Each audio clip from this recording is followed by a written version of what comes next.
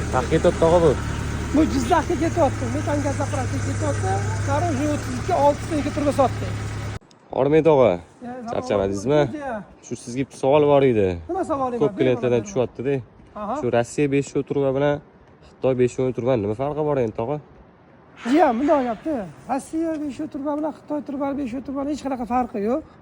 Xitoy bilan Rossiyani buni stali ham, go'sti ham bir xil keladi. Ikkalasi adinakiy bir xil tushadi. Mana yo'llariga hammasiga yozib qo'ygan.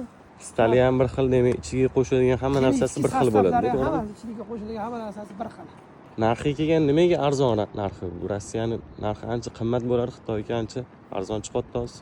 Rossiyaga qaraganda sifati ham yaxshi chiqayotganligi uchun logistika, transportning rasxodlari ham kamroq bo'lgani uchun Xitoy ancha arzonroq chiqib kelyapti narx-navosi.